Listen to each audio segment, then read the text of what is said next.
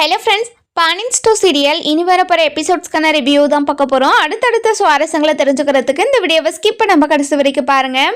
நம்ம ராஜும் கதிரும் சென்னையில் பயங்கரமாக என்ஜாய் பண்ணிக்கிட்டு இருக்காங்க. அதுக்கப்புறம் பீச்சில் இருந்து வீட்டுக்கு போகலாம் அப்படின்னு நடந்து போய்கிட்டு இருக்காங்க.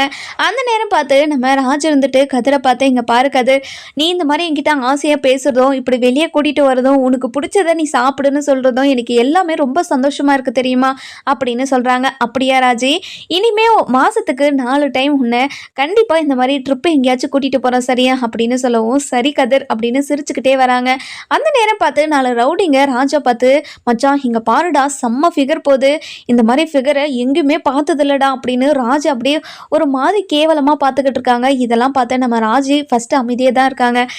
இங்கே பாருடா மச்சான், இந்த இந்த இந்த ஃபிகரை மட்டும் நம்ம கரெக்ட் பண்ணிட்டா நம்ம 4 பேரும் ஜாலியாக இருக்கலாம்டா அப்படின்னு ரொம்பவே தப்பாக பேசிக்கிட்டு இருக்கோம். இதெல்லாம் கேட்டு நம்ம ராஜா இருந்துட்டு, இங்கே பாருங்கடா பொறிக்கிங்களா, எதுக்காகடா இப்படியெல்லாம் பேசிக்கிட்டு இருக்கீங்க அப்படின்னு சொல்லிட்டு அப்படியே போல்டாக கேட்கவும், இதை பார்த்த கதிருக்கு பயங்கரமாக ஷாக் ஆகிடுது. என்ன ராஜு பேசுகிற நீ, எதுக்காக அவங்க கிட்டலாம் இப்படி பேசுகிற, இங்கே பாரு கதிர், அவங்க என்னெல்லாம் பேசுனாங்கன்னு நீ காதில் வாங்கினியா இல்லையா, அவங்க என்னை பார்த்து தப்பாக பேசுகிறாங்க, நீ கேட்டு நீ தான் இதெல்லாம் கேட்கணும், இப்போ நான் கேட்டுக்கிட்டு இருக்கேன் அப்படின்னு சொல்லவும், இங்கே பாரு ராஜி, வந்த இடத்துல எந்த பிரச்சனையும் வேண்டாம், நம்ம வா போகலாம் அப்படின்னு சொல்லவும், இங்கே பாரு கதிர், இந்த மாதிரி ஆளுங்களை இருக்கிறதுனால தான் பொண்ணுங்க வெளியே இண்டிபெண்ட்டாக வர முடியல. இந்த மாதிரி ஆளுங்க இருந்தால் பொண்ணுங்க தைரியமாக எப்படி வெளியே வருவாங்க. இங்கே பாருங்கடா, உங்களுக்கெல்லாம் அசிங்கமாகவே இல்லையா, உங்கள் கூட அக்கா தங்கச்சின்னு யாருமே பிறக்கலையா, அவங்களெல்லாம் பார்த்து நீங்கள் இப்படியெல்லாம் பேசுவீங்களா அப்படின்னு சொல்லி கேட்கவும், இதெல்லாம் கேட்டுட்டு நம்ம அந்த ரவுடிங்க இருந்துட்டு, இங்கே பாருமா, நீ ரொம்ப ஓவராக பேசுகிற, இந்த மாதிரி பேசிக்கிட்டே இருந்தனா அப்படியே தூக்கிட்டு போயிடுவோம் தெரிஞ்சுக்கோ அப்படின்னு சொல்கிறாங்க. டேய் என்னடா சொல்கிற பொறுக்கி அப்படின்னு சொல்லி பேசிக்கிட்டு இருக்காங்க. நம்ம கதிர் ரொம்பவே எவ்வளவோ சொல்லி பார்க்குறாரு நம்ம ராஜுக்கிட்ட. இங்கே பாரு ராஜி, பிரச்சனை வேண்டாம் ராஜி, வா ராஜி போயிடலாம் அப்படின்னு சொல்லி எவ்வளவோ சொல்லி பார்க்குறாங்க. ஆனால் நம்ம ராஜு கேட்காம அந்த பொறுக்கிங்க கூட சண்டை போட்டுக்கிட்டே இருக்காங்க. உங்களால் என்னடா பண்ண முடியும், உங்களால் ஆனந்த பார்த்து கூட அப்படி இப்படின்னு என்னென்னமோ பேசிக்கிட்டே இருக்காங்க. இன்னொரு பக்கம் பார்த்தீங்கன்னா நம்ம கோமதி இருந்துட்டு அந்த லெட்டரை கீழே தூக்கி போட்டு போனதை நம்ம பாண்டியன் இருந்துட்டு அதை பேடில் எடுத்து வச்சுட்டு ஏதோ எழுதுகிற மாதிரி நடிச்சுக்கிட்டு இருக்காரு. அக்கம் பக்கத்துல எல்லாம் பார்த்துக்கிட்டே இருக்காரு, யாராச்சும் வராங்களான்னு சொல்லிட்டு. அதுக்கப்புறம் அந்த லெட்டரை படிக்க ஆரம்பிச்சாரு. ஒவ்வொரு வரியாக படிக்கும்போது நம்ம பாண்டியன் மனசு அப்படியே ஐஸ் உருகிற மாதிரி உருகிறது. அதுக்கப்புறம் ஃபுல் லெட்டரும் படித்து முடிச்சிடுறாங்க. அதுக்கப்புறம் அவர் கண்ணில் இருந்து ஒரு குடம் தண்ணி பிடிக்கலாம் அந்த மாதிரி கண்ணில் இருந்து தண்ணி வலிஞ்சுக்கிட்டே இருக்குது.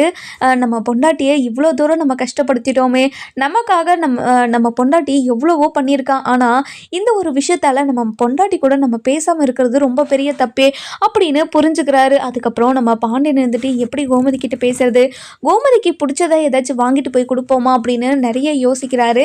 அதுக்கப்புறம் என்ன நம்ம பாண்டியன் இருந்துட்டு, சரி அவளுக்கு பிடிச்ச மாதிரி ஏதாச்சும் வாங்கிட்டு போவோம், அதுக்கப்புறம் நம்ம இது அரசிக்கிட்ட கொடுக்க சொல்லிடுவோம் அப்படின்னு சொல்லி யோசிக்கிறாரு. இந்த பக்கம் பார்த்தீங்கன்னா நம்ம கோமதி பயங்கரமாக அழுதுகிட்டே இருக்காங்க.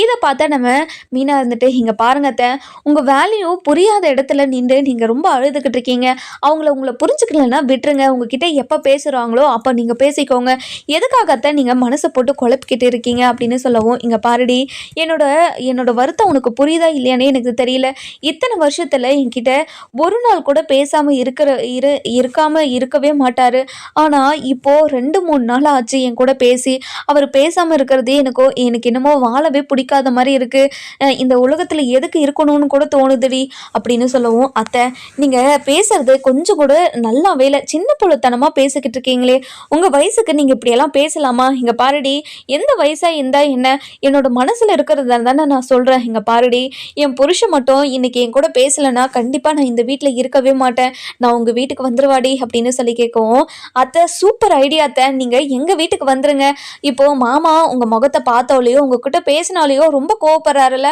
அதனால் வாங்க நம்ம இப்போவே போயிடலாம், அவர் கோவம் தணிஞ்சு நம்மக்கிட்ட வந்து உங்களை கூப்பிடுவார், அப்போது நம்ம அவரை பேசிக்கலாம் சரிங்களா, வாங்க நம்ம இப்படியே வீட்டுக்கு போவோம் அப்படின்னு சொல்லி கூப்பிட்றாங்க.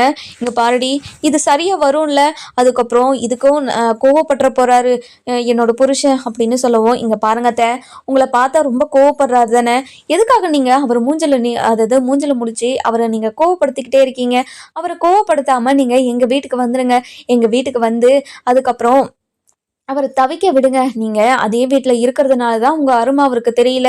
நீங்க அதே வீட்ல இல்லாம இருந்திருந்தா கண்டிப்பா உங்களோட அரும புரிஞ்சு, அ ஒரே ஒரு நாள்ல உங்கள வந்து கூட்டிட்டு போறாரா இல்லையான்னு மட்டும் பாருங்க அத்த. நான் சொல்றது நடக்கும் அத்த அப்படின்னு சொல்லவும், "இங்க பாருடி, உன்ன கேட்டு நீ சொன்னத கேட்டு தாண்டி என்னோட அண்ணங்கள போயிட்டு நான் விருந்துக்கு கூட்டிட்டு வந்தேன். ஆனா என்ன நடந்துச்சுன்னு பார்த்தியா?" அப்படின்னு சொல்லவும், "இங்க பாருங்க அத்த, நீங்க வாய திறக்காம இருந்திருந்தா எதுவுமே நடந்திருக்காது. நீங்க ஏன் அத்த அவசரப்பட்டு இது எல்லாத்தையும் சொன்னீங்க? நீங்க சொன்னதுனால தானே இது எல்லாமே நடந்துகிட்டு இருக்கு. இங்க பாருங்க அத்த, நடந்தது நடந்து போச்சு. இனிமே அத பத்தி பேசாம நம்ம நடக்க போறத பார்க்கலாம். நம்ம வீட்டுக்கு போலாம் வா அப்படின்னு சொல்லி கூட்டிட்டு போயிடுறாங்க.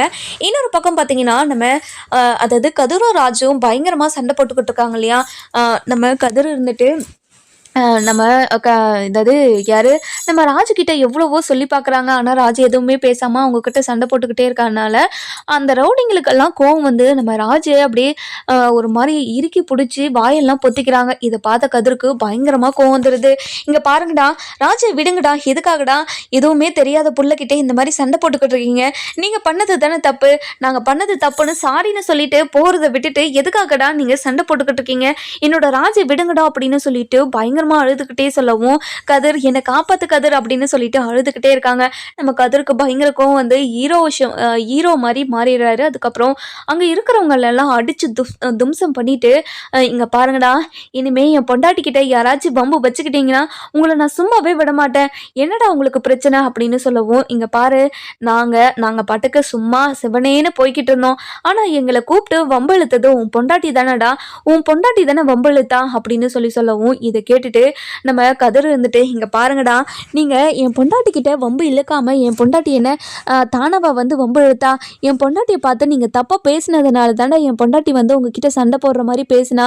வேற எதுவுமே பண்ணலையேடா என்னோட பொண்டாட்டி" அப்படின்னு சொல்லிட்டு நம்ம கதிர் இருந்துட்டு ராஜுக்கு சப்போர்ட் பண்ணி பேசவும், இதெல்லாம் பார்த்துக்கிட்டு இருந்தா அந்த ரவுடிங்க இருந்துட்டு, "இதோடா, இங்க பாருடா, பொண்டாட்டி தாசனா இருக்குவான் போல, இப்ப பாரு எப்படிலாம் பேசிக்கிட்டு இருக்கான்னு. இந்த மாதிரி இருக்கிறவங்க எல்லாம் எப்படா இந்த உலகத்துல இருக்காங்க" அப்படின்னு சொல்லிட்டு நம்ம கதிரை கிண்டல் பண்ணுவோம். "இங்க பாருங்கடா, என் புருஷனை பார்த்து ஏதாச்சும் பேசுனீங்க எனக்கு ரொம்ப கோவம் வந்துடும். உங்களை மாதிரி பொறிக்கலாம் இல்லடா என் புருஷன் உத்தமனு நல்லவருடா" அப்படின்னு சொல்லிட்டு புகழ்ந்து புகழ்ந்து அந்த ரவுடிங்க கிட்ட பேசவும், இதெல்லாம் பார்த்தா கதிர் இருந்துட்டு, "இங்க பாரு ராஜி, நான் எப்படி பட்டவன்னு சொல்லிட்டு அவங்க எல்லாம் கேட்டாங்களா? இங்க பாரு ராஜி, வா ராஜி, எந்த பிரச்சனையும் வேண்டாம். வந்த இடத்துல நம்ம நம்ம வேலையை பார்த்துட்டு போய்கிட்டே இருக்கோம். இவங்க கிட்ட எல்லாம் நம்ம சண்டை போட வேண்டாம். வா ராஜி" அப்படின்னு சொல்லி கூப்பிடவும், இதெல்லாம் பார்த்துக்கிட்டு இருந்தேன் நம்ம கதிர் இருந்துட்டு, அதாவது ராஜு இருந்துட்டு, "இங்க பாருங்க, இப்படிப்பட்டவங்களெல்லாம் நம்ம சும்மாவே விடக்கூடாது. போலீஸுக்கு கால் பண்ணி உங்கள போலீஸ்ல புடிச்சு குடுக்கணுங்க. அப்பதான் என்னோட மனசு ஆறும்" அப்படின்னு சொல்றாங்க. "இங்க பாரு ராஜு, ரொம்ப கோவப்படாத. வா, நம்ம அப்புறமா பார்த்துக்கலாம் வா" அப்படின்னு சொல்லிட்டு நம்ம ராஜ கூட்டிட்டு போயிடுறாங்க. கூட்டிட்டு போயிட்டு ஆட்டோல ஏறி உக்காந்துடுறாங்க. "இங்க பாரு ராஜி, ஏன் ராஜி இப்படியெல்லாம் பண்ணிக்கிட்டு இருக்க? இங்க பாருங்க, இப்படியெல்லாம் நடக்கிறதா பார்த்தா என்னோட ரத்தம் கொதிக்குதுங்க. நான் மட்டும் ஐபிஎஸ்ஸா ஆனேன்னா வச்சுக்கோங்களேன், இந்த மாதிரி ரவுடிங்களெல்லாம் சும்மாவே விட மாட்டேங்க. அவங்கள முட்டிக்கு முட்டி பின்னி எடுத்துருவேன்" அப்படின்னு சொல்லவும், "என்ன ராஜி, இன்னும் போலீஸா ஆகல, அதுக்குள்ள நீ இப்படியெல்லாம் பண்ணிக்கிட்டு இருக்கியே, உன்னை பார்த்தாவே எனக்கு ரொம்ப பயமா இருக்கு ராஜி. இங்க பாருங்க, தப்பு பண்றவங்கள பார்த்தா எனக்கு கூட தான் கோவம் வருது. என்னால இப்போதைக்கு அவங்கள எதுவும் பண்ண முடியல. நான் மட்டும் பதவியில போயிட்டு உக்காரட்டும். அப்ப இருக்க இந்த ரவுடிங்களுக்கெல்லாம் கண்டிப்பா இவங்க யாருமே நான் சும்மாவே விட மாட்டேங்க. பாத்தீங்களா, நம்ம பக்கம் எந்த ஒரு தப்புமே இல்லாம அவங்க எப்படியெல்லாம் பேசுனாங்கன்னு பாத்தீங்களா? இப்படிப்பட்டவங்களெல்லாம் சும்மா எப்படிங்க விட்டுட்டு வர முடியும்? நீங்க மட்டும் கொஞ்ச நேரம் அங்க விட்டு இருந்தீங்கன்னா அவங்கள எல்லாரையும் நான் போலீஸ் ஸ்டேஷன்ல புடிச்சு கொடுத்து அவங்கள லாடம் கட்ட வச்சிருப்பேன். இங்க பாரு ராஜி, இங்க இருக்கிறவங்க எல்லாம் வேற மாதிரி ராஜி, நம்ம ஊர்ல இருக்கிற மாதிரி எல்லாம் இல்ல. ஏன் ராஜி இதை புரிஞ்சுக்கவே மாட்ற? இங்க பாரு, அப்போ உன்னை வாயை பொத்தி என்னென்னலாம் பண்ணிக்கிட்டு இருந்தாங்க. அதெல்லாம் பார்த்துட்டு என்னோட மனசு எப்படியெல்லாம் பதறுச்சுன்னு தெரியுமா? இந்த மாதிரி இனிமே பண்ணாத ராஜு, எனக்கு ரொம்ப பயமா இருக்கு. முதல்ல நம்ம சென்னையை விட்டு போகணும். உனக்கு ஏதாச்சும் ஆயிடுச்சுன்னா என்னால் தாங்க முடியாது ராஜி. அதை புரிஞ்சுக்கிட்டு நீ கொஞ்சம் சூதானமா இரு. அதே மாதிரி கொஞ்சம் பொறுமையாகவும் இரு. எதுக்காக நீ இவ்வளோ கோவப்படணும்? இவ்வளோ கோவப்பட வேண்டிய அவசியம் என்ன இருக்குது சொல்லு அப்படின்னு சொல்லி கேட்கவும், இங்க பாரு ராஜி, நீ எதுவுமே பேசாத, அமைதியா வா, வீட்டுக்கு போலாம் அப்படின்னு சொல்லிக்கிட்டு இருக்காங்க. இன்னொரு பக்கம் பார்த்தீங்கன்னா, நம்ம பாண்டியன் இருந்துட்டு கோமதிக்கு பிடிச்ச மாதிரி எல்லாத்தையும் வாங்கிட்டு போறாரு. வாங்கிட்டு போயிட்டு வீட்டுக்கும் போயிடுறாரு. வீட்டுக்கு போன உடனேயே நம்ம அரசியை கூப்பிடுறாங்க. "அரசி, இங்க வா அரசி" அப்படின்னு சொல்லி கூப்பிடுவோம். நம்ம அரசி வராங்க. வந்த உடனே, சொல்லுங்கப்பா" அப்படின்னு சொல்லி கேட்குறாங்க. எங்க அரசி உங்க அம்மாவ ஆள காணோம்" அப்படின்னு சொல்லி கேட்கவும், "அப்பா அம்மா மதியமே கடைக்கு போனாங்க. இப்போ வரைக்கும் அம்மா வீட்டுக்கு வரல. கடையில தான் இருக்காங்கன்னு நான் நினச்சுக்கிட்டு இருந்தேன்ப்பா" அப்படின்னு சொல்லவும், "என்னப்பா ராஜு சொல்ற நீ? என்ன சொல்ற நீ? அவ அப்பவே வீட்டுக்கு கிளம்பிட்டாளே! இப்போ எங்க இருக்கான்னு உனக்கு தெரியாதா? அவளுக்கு ஃபோன் பண்ணி எங்க இருக்கான்னு கேளு" அப்படின்னு சொல்லிட்டு பதறி போய் கேட்கவும், "என்னப்பா சொல்றீங்க? அப்போ உங்க கடைக்கு வரலையா அவங்க? வந்தா அது அப்பவே வீட்டுக்கு போயிட்டா" அப்படின்னு சொல்றாங்க. இத கேட்டுட்டு நம்ம அரசி இருந்துட்டு ரொம்பவே பயந்துகிட்டு, நம்ம கோமதிக்கு ஃபோன் பண்றாங்க. ஃபோன் பண்ண உடனேயே நம்ம கோமதியும் மீனாவும் உட்காந்து டீ குடிச்சுக்கிட்டு இருக்காங்க. அந்த நேரம் பார்த்து நம்ம கோமதிக்கு ஃபோன் வருது. "அத்தை யார் அத்தை ஃபோன் பண்றது?" அப்படின்னு சொல்லி கேட்கவும், "அ இங்க பாரு மீனா, அரசி தான் ஃபோன் பண்றா. அட்டெண்ட் பண்ணி பேசவா? இங்க பாருங்க அத்தை, நான் உங்ககிட்ட சொன்னது தான். யார் ஃபோன் பண்ணாலும் நீங்க அட்டெண்ட் பண்ணவே பண்ணாதீங்க. கண்டிப்பா இது மாமா தான் உங்களுக்கு ஃபோன் பண்ண சொல்லியிருப்பாரு.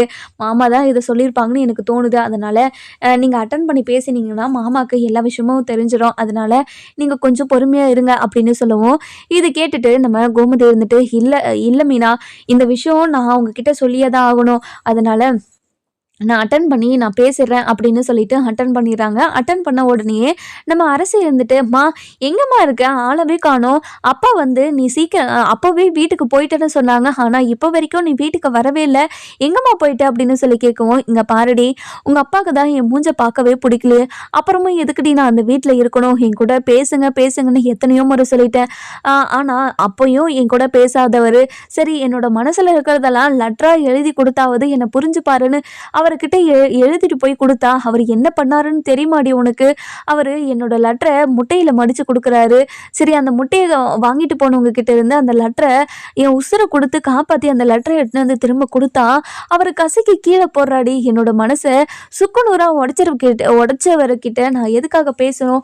அந்த வீட்ல இருக்கணும்னு கூட எனக்கு தோண மாட்டேங்குதுடி. இத்தன வருஷமா ஒரு நாள் கூட என் கூட பேசாம இருந்ததே கிடையாது. அப்படி இருந்தவரு இப்போ என்கிட்ட ஏன்டி பேசாம இருக்கணும்? சரி நான் தப்பு பண்ணதாவே இருக்கட்டும். அதுக்காக எனக்கு இவ்ளோ பெரிய தண்டனை குடுக்கணுமா? சொல்லு" அப்படின்னு சொல்லிட்டு ரொம்ப ஃபீல் பண்ணி பேசவும், "இங்க பாரும்மா, அப்பா சீக்கிரமா மனசு மாறிடுவாரும்மா.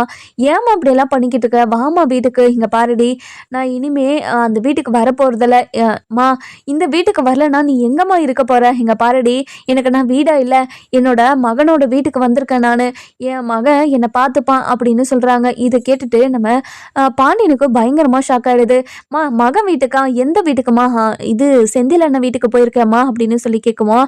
"ஆமாடி, நான் குவார்டர்ஸ்க்கு வந்திருக்கேன். இனிமே நான் அந்த வீட்ல இருக்க மாட்டேன். என்னோட மூஞ்ச பார்த்தாவோ நான் பேசினாவோ கோவப்படுறவர்கிட்ட நான் எதுக்காக என்னோட மூஞ்சையும் நான் பேசியும் அவரை கோவப்படுத்தணும்? அவராச்சும் நிம்மதியா இருந்துட்டு போயிட போறாரு. அதனால தாண்டி நான் வந்துட்டேன். இங்க பாரு, நீ அப்பாக்கு ஒழுங்கா சாப்பாடெல்லாம் செஞ்சு போடு, சரியா? அப்பாவை பட்னி மட்டும் போட்டுறாத. அப்பாக்கு சாப்பிட்டா மட்டும்தான் தூக்கமே வரும்" அப்படி இப்படின்னு 4-5 பிட்ட எடுத்து விடுறாங்க. இதெல்லாம் கேட்டுட்டு நம்ம பாண்டியனுக்கு ஒரு மாதிரி எமோஷ்னல் ஆயிடுது. ஒரு மாதிரி கண்ணும் கலங்கிடுது. அதுக்கப்புறம் என்ன, ஃபோனையும் வச்சிடுறாங்க. ஃபோனை வைக்காதம்மா" அப்படின்னு சொல்லிட்டு இருக்கவும், நம்ம கோமதி கட் பண்ணி கீழே வச்சிடறாங்க. "இங்க பாரு மீனா, கண்டிப்பா அவரு மனசெல்லாம் மாற மாட்டாரு மீனா. அவருக்கு கல்லு மனசு மீனா. கண்டிப்பா என்னை ஏத்துக்கவே மாட்டாரு. நான் இனிமே இங்கே தான் இருக்க போறோம் போல. நான் இனிமே உங்களுக்கு சமைச்சு போட்டுட்டு நான் இங்கவே இருக்கேன்டி, சரியா?" அப்படின்னு சொல்லிடுறாங்க. இதை கேட்டுட்டு, "அத்தை, உங்களை சமைச்சு போட ஒன்று நான் இங்கெல்லாம் கூட்டிட்டு வரல அத்தை. நீங்க உட்காருங்க, நானே சமைச்சு உங்களுக்கு கொண்டு வரேன், சரிங்களா?" அப்படின்னு போய் சமைக்க ஆரம்பிக்கிறாங்க. அந்த நேரம் பார்த்து நம்ம செந்தில் வீட்டுக்கு வராரு. வீட்டுக்கு வந்த உடனே காலிங் பெல் அடிக்கவும், நம்ம கோமதி போயிட்டு கதவை திறக்கிறாங்க. கதவை திறந்த உடனே நம்ம கோமதி இருக்கிறத பார்த்துட்டு, "மா எப்போம்மா வந்த நீ? ரொம்ப சந்தோஷமா இருக்குதுமா. நீ இங்கே இருந்துருமா" அப்படின்னு சொல்லி கேட்கவும், "என்னடா வந்ததும் வராதுமா இங்கே இருந்துறதுனால சொல்கிறேன், என்னடா என்னடா விஷயம்?" அப்படின்னு சொல்லி கேட்கவும், "இல்லைம்மா, இவ எனக்கு சமைச்சியே போட மாட்டேங்கிறாம்மா. அது மட்டும் இல்லாமல் என் கூட பேச மாட்டேங்கிறல. எதுக்காக உனக்கு சமைச்சு போடணும், எதுக்காக உனக்கு எழுப்பி விடணும், அப்படி இப்படின்னு என்கிட்ட என்னென்னமோ பேசுகிறாம்மா. ஆனால் அப்பா எவ்வளோதான் கோவப்பட்டாலும் செஞ்சாலும் நீங்க அப்பாக்கு செய்ய வேண்டிய எல்லாத்தையும் நீங்க கரெக்டா செஞ்சுருவீங்கல்லம்மா. ஆனா அந்த மாதிரி எனக்கு ஒரு வேலை கூட செய்ய மாட்டேங்கிறாம்மா இவ" அப்படின்னு சொல்லவும், "இங்க பாருடா, எல்லாம் அந்த காலத்துல இருக்கிற மாதிரி இருப்பாங்கன்னு நினைச்சுக்கிட்டு இருக்கேடா. என் புருஷனுக்கு நான் எல்லாத்தையும் பண்ணணும்னு ஆசைப்படுறேன். அதே மாதிரி அவர் கோவப்பட்டாலையும் சரி, அவரு தானே கோவப்பட்டாரு அப்படின்னு நினைச்சுக்கிறேன். ஆனா இந்த காலத்துல பொண்ணுங்கெல்லாம் அப்படியெல்லாம் இருக்காங்க. நீ அதாவது நீ பேசலைன்னா உனக்காக நான் என்னத்துக்கு எல்லாத்தையும் பண்ணணும் அப்படின்னு யோசிச்சுக்கிட்டு எதுவும் பண்ண மாட்டாங்கடா. இந்த காலத்தில் பசங்க தான் பொறுத்துக்கிட்டு போகணும். நீ இந்த மாதிரி பண்ணால் அவள் அப்படி தாண்டா பண்ணுவா, அவளும் வேலைக்கு போகிறாள், நீயும் கூடமாடு சேர்ந்து வேலையெல்லாம் செய்யணும்ல, நீ எதுக்காக எந்த ஒரு வேலையுமே செய்ய மாட்டேங்கிற அப்படின்னு சொல்லி கேட்கவும், இதெல்லாம் கேட்டுட்டுமா உன்னோட மருமகளுக்கு மட்டும் நீ சப்போர்ட் பண்ணாதம்மா, ஏம்மா எனக்கு சப்போர்ட் பண்ண மாட்டேங்கிற, உன்னோட பையன் தானம்மா நான், இங்கே பாருடா பையனாக இருந்தாலும் பொண்ணாக இருந்தாலும் நியாயம் நியாயம் தானடா, அதனால் நியாயத்து பக்கம் மட்டும்தான் நான் நிற்பேன். அப்போது நீங்கள் பண்ணதெல்லாம் சரியாம்மா, கதிர்க்கும் ராஜுக்கும் கல்யாணம் பண்ணி வச்சது எவ்வளோ பெரிய தப்புன்னு தெரியுமா, அப்படி ஒரு தப்பை பண்ணிட்டு எப்படிம்மா உங்களாலலாம் இப்படி பேச முடியுது அப்படின்னு சொல்லி கேட்கவும், இங்கே பாருடா நான் பண்ணது தப்பாலாம் தோணலை எனக்கு, ராஜும் கதிரும் இப்போ ரொம்ப சந்தோஷமாக தானே இருக்காங்க, இங்கே பாருமா அவங்க 2 பேரும் சந்தோஷமாக இருக்காங்கன்னு உங்களுக்கு தெரியுமாம்மா, அவங்க 2 பேரும் வாழ்க்கையில் சந்தோஷமாக இருக்கிறாங்களா இல்லையான்னு அவங்க 2 பேருக்குள்ளே தானம்மா தெரியும். இப்போ அவங்களுக்கு வாழ்க்கையிலே செட் ஆகலைன்னா அவங்க வாழ்க்கையும் சரவணன் அண்ணன் மாதிரி மாறிடாதா, இப்போ பாருமா அண்ணனோட வாழ்க்கையும் எந்த நிலைமையில இருக்குது, எந்த நிலைமையில ஆக்கி வச்சுட்டேன்னு பாருமா அப்படின்னு சொல்லவும், இங்கே பாருடா சரவணனோட வாழ்க்கை மாதிரி கண்டிப்பாக கதிரோட வாழ்க்கை மாறாதுன்னு எனக்கு தெரியும், ராஜி ரொம்ப நல்ல பொண்ணு, கண்டிப்பாக கதிரை ரொம்ப நல்லா பார்த்துப்பான்னு எனக்கு நம்பிக்கை இருக்குது, நீ அவளை பற்றியெல்லாம் பேசாதடா, இங்கே பாருமா அண்ணன் பொண்ணுன்னு ஒன்னே நல்லா வரிஞ்சுக்கிட்ட பேசிட்டு வந்துட்டு அப்படி தானே அப்படின்னு சொல்லி கேட்கவும், இங்கே பாரடி மீனா இந்த வீட்டுக்கு வந்தா நிம்மதி கிடைக்கணும் பார்த்தா, ஆனால் இங்கே வந்தால் அதுக்கு மேலே இருக்கேடி, நீ எப்படி இவனை சமாளிக்கிற, அதுதான் அத்தை என்னால் முடியல, ரொம்ப கஷ்டமாக இருக்குது, நீங்கள் இருந்தா வச்சு உங்க கூட பேசிக்கிட்டு இருப்பேன், இங்கே யாரு கூடயுமே பேசாமல் செவுத்தை பார்த்துக்கிட்டு இருக்கிறது ரொம்ப ரொம்ப ரொம்ப கடுப்பாக இருக்கத்த, இனிமேல் நீங்கள் இங்கே இருந்துருங்க அத்தை, நான் சமைச்சு உங்களுக்கு கண்டிப்பாக எல்லாத்தையும் பண்ணுறேன், நீங்கள் என் கூட இருந்து சப்போர்ட் பண்ணால் மட்டும் போதும் அத்தை அப்படின்னு சொல்கிறாங்க. இங்கே பாருடி இவன் கூட இருக்கிறது ரொம்ப பெரிய கஷ்டம்தான், நீ எப்படி இவன்கிட்ட குப்பை கொட்டுறதுன்னா தெரியல அப்படின்னு சொல்லி பேசிக்கிட்டு இருக்காங்க.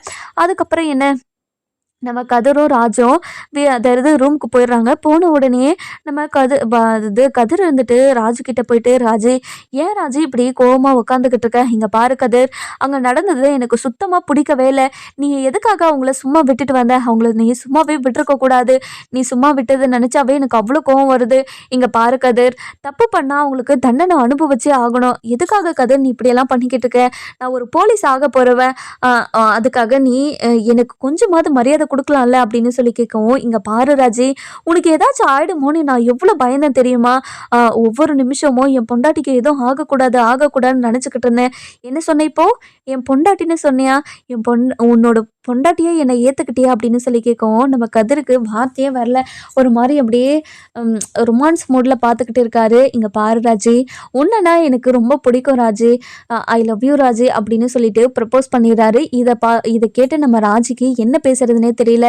இங்கே பாரு கதிர் இத்தனை நாளாக இல்லாமல் சென்னைக்கு வந்ததுக்கப்புறம் தான் என்கிட்ட ஒரு மாதிரி டிஃப்ரெண்ட்டாக நடந்துக்கிற, இந்த ஃபீல் எனக்கு ரொம்ப பிடிச்சிருக்கிற கதிர் அப்படின்னு சொல்கிறாங்க. இதை கேட்டுட்டு நம்ம கதிர் வந்துட்டு, இங்கே பாரு ராஜி நீ இது எல்லாத்துக்குமே காரணம் நீ கேட்ட ஒரே ஒரு வார்த்தை தான், என்ன தெரியுமா அப்படின்னு சொல்லி கேட்கவும், என்ன கதிர் என்ன வார்த்தை அப்படின்னு சொல்லி கேட்கவும், இங்கே பாரு நீ ரூமில் இருந்தால் மட்டும் நீ என்ன பண்ண போகிறேன்னு அன்றைக்கி என்னை கேட்ட இல்லையா, அந்த வார்த்தை தான் இப்போ வரைக்கும் என் மனசில் உறுத்திக்கிட்டே இருக்குது அப்படின்னு சொல்லவும், அதுக்காக இதை இன்னும் மறக்காமல் அது இப்போ வரைக்கும் ஞாபகம் வச்சுக்கின்னு ஏன் பேசிக்கிட்டே இருக்க, எனக்கு ஏதோ ஒரு மாதிரி கஷ்டமாக இருக்குது ராஜி, அந்த வார்த்தையை ஏன் சொன்ன, நீ எதுக்காக சொன்ன அப்படின்னு சொல்லி கேட்கவும், இங்கே பாரு எதுக்காக நீ அதெல்லாம் கேட்டுக்கிட்டு இருக்க, இந்த மாதிரியெல்லாம் பேசாத கதிர் அப்படின்னு சொல்லவும், வேற எப்படி பேச சொல்கிற, நீ எதுக்காக அந்த வார்த்தையை சொன்னன்னு மட்டும் சொல்லு, நான் அதுக்கப்புறம் இதை பற்றி நான் கண்டிப்பாக பேசவே மாட்டேன், சத்தியமாக பேச மாட்டேன் அப்படின்னு சொல்கிறாங்க. இல்லை கதிர் நான் சும்மா தான் அது ஏதோ ஒரு நினப்பில் இருந்தேனா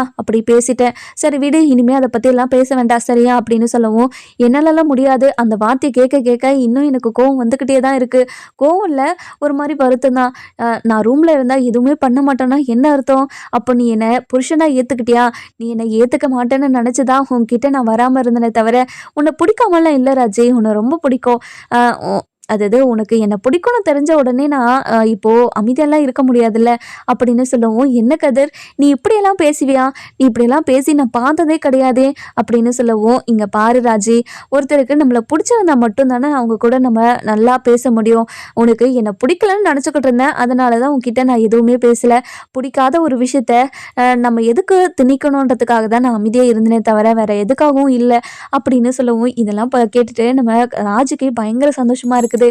இங்க பாரு கதிர், எனக்கு உன்னை ரொம்ப பிடிக்கும். கல்யாணம் பண்ணும்போது உன்னை எனக்கு சுத்தமா பிடிக்காது.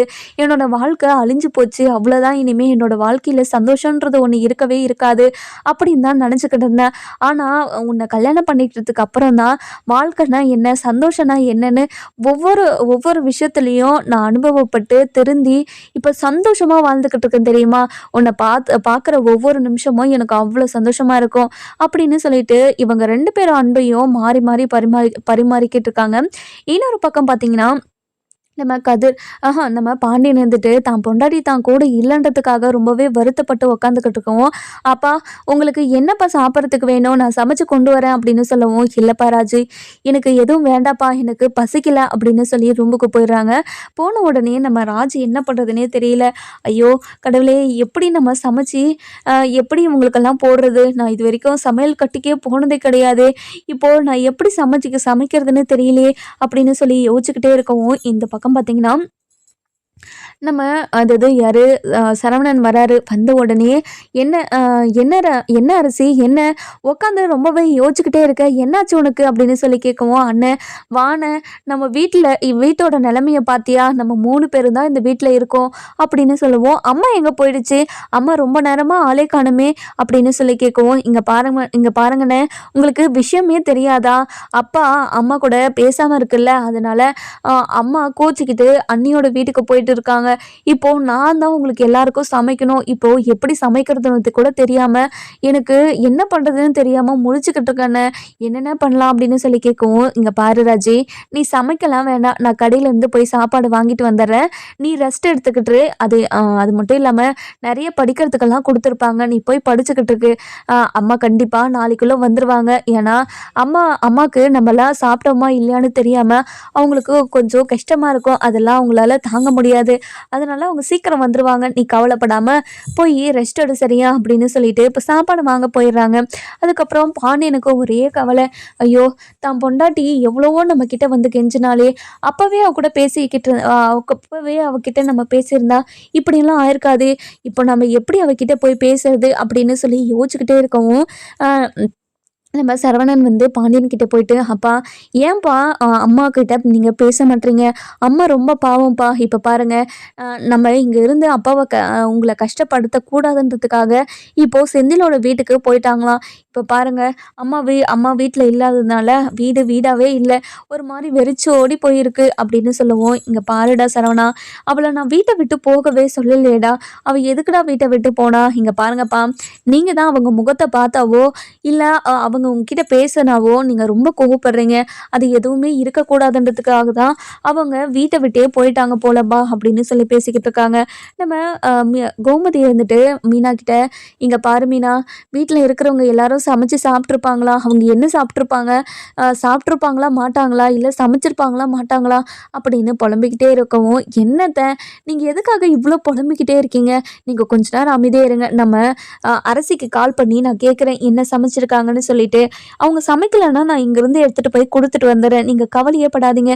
அப்படியாடி, சரி சீக்கிரமாக கேளு, நானே எல்லாத்தையும் சமைச்சிட்றேன் அப்படின்னு அவசரமாக பேசவும், என்னத்தை நீங்கள் சமைக்கிறதுனா அவ்வளோ ஃபாஸ்ட்டாக ரெடி ஆகுறீங்க, நீங்கள் கொஞ்சம் பொறுமையாக இருங்க, நான் போய் அரிசிக்கு கால் பண்ணிட்டு வரேன் அப்படின்னு சொல்லிட்டு அரிசிக்கு கால் பண்ணுறாங்க. கால் பண்ண உடனே அரிசி ஃபோன் அட்டன் பண்ணி, அண்ணி சொல்லுங்க அண்ணி அப்படின்னு சொல்லி கேட்குறாங்க. என்ன அரிசி, பேசுகிற போதே வாய்ஸ் எல்லாம் ஒரு மாதிரி டல்லாக இருக்குது, என்னாச்சு அப்படின்னு சொல்லி கேட்கவும், இல்லை அண்ணி, அம்மா வீட்டில் இல்லாமல் ஒரு மாதிரியாக இருக்கு அண்ணி, ஒவ்வொருத்தராக இந்த வீட்டை விட்டு போய்கிட்டே இருக்கீங்க, இப்போ இந்த வீட்டில் 3 பேர் தான் இருக்கோம், 3 பேருக்கு என்ன சமைக்கிறதுனே தெரியல, அதனால அமைதியாகவே என்ன சமைக்கிறதுன்னு தெரியாமல் முழிச்சுக்கிட்டு நின்றப்போ, சரவணன் வந்து கடையில் வாங்கிக்கலாம், நீ இப்போது சமைக்காத, நான் போய் கடையில் வாங்கிட்டு வரேன்னு போயிருக்கு, அதுவும் அப்பா கிட்ட இப்போ பேசிகிட்டு இருக்கு அண்ணி, என்ன ஏதுனே எனக்கு ஒன்றும் புரிய மாட்டேங்குது அண்ணி அப்படின்னு சொல்லவும், இதை கேட்டுட்டு நம்ம அதாவது மீனா இருந்துட்டு, இங்கே பாரமா அரிசி, அப்பாவுக்கு அம்மா மேலே இருக்கிற பாசம் வெளியே வரணும்னா நம்ம இப்படி பண்ணி தான் ஆகணும், ஒரு 2 நாளுக்குள்ளே கண்டிப்பாக உங்கள் அப்பாவோட மனசு மாறிடும், அது வரைக்கும் கொஞ்சம் பொறுத்துக்கோ சரியா, இப்போது வீட்டில் இருக்கிறவங்கள எல்லாம் நீ தான் பார்த்துக்கணும் கண்டிப்பாக. ராஜி நாளைக்கு நைட்டு வந்துடுவா. நாளைக்கு நைட்டு வந்துட்டானா அதுக்கப்புறம் உனக்கு எந்த பிரச்சனையும் இல்லை, ராஜி எல்லாத்தையும் பார்த்துப்பா சரியா அப்படின்னு சொல்லவும் சரிங்க அண்ணி அப்படின்னு சொல்லி ஃபோனை வச்சிடுறாங்க. இங்கே பாருங்க அத்தை, சரவணன் மாமா போயிட்டு சாப்பாடு வாங்கிட்டு வராராம். நீங்கள் படாதீங்க, நீங்கள் அவங்க எல்லாரும் சாப்பிட்ருவாங்க அப்படின்னு சொல்கிறாங்க. இன்னொரு பக்கம் பார்த்தீங்கன்னா நம்ம கதிரும் ராஜும் பயங்கர சந்தோஷமாக அடுத்த நாள் காலையில் கிளாஸுக்கு கிளம்புறாங்க. இங்கே பாரு ராஜி, இன்னைக்கு மட்டும் நீ கிளாஸை நல்லபடியாக முடிச்சிட்டேன்னா நம்ம இன்றைக்கே வீட்டுக்கு கிளம்பிடலாமா அப்படின்னு சொல்லி கேட்கவும் சரிங்க சரி கதிர், நம்ம இன்றைக்கி கிளாஸ் முடிஞ்ச உடனே கிளம்பிடலாம் அப்படின்னு சொல்லிட்டு சொல்கிறாங்க. அதுக்கப்புறம் என்ன, நம்ம ராஜுக்கு கிளாஸும் முடிஞ்சு வெளியே வராங்க. வெளியே வந்த உடனே கதிர் வந்து ராஜி முடிஞ்சிருச்சா ராஜி, நம்ம வீட்டுக்கு போகலாமா அப்படின்னு சொல்லி கேட்குறாங்க. அதுக்கப்புறம் என்ன, நம்ம கதிரும் ராஜும் வீட்டுக்கும் கிளம்பிடுறாங்க. இன்னொரு பக்கம் பார்த்தீங்கன்னா நம்ம பாண்டியன் இருந்துட்டு போயிட்டு நம்ம அதாவது கோமதியை பார்க்க போகிறாங்க. கோமதி என்ன முடிவு எடுப்பாங்க அப்படின்னு சொல்லிட்டு நம்ம வர எபிசோடில் பார்க்கலாம். இந்த வீடியோ உங்களுக்கு பிடிச்சிருந்தா லைக் பண்ணுங்கள், சப்ஸ்கிரைப்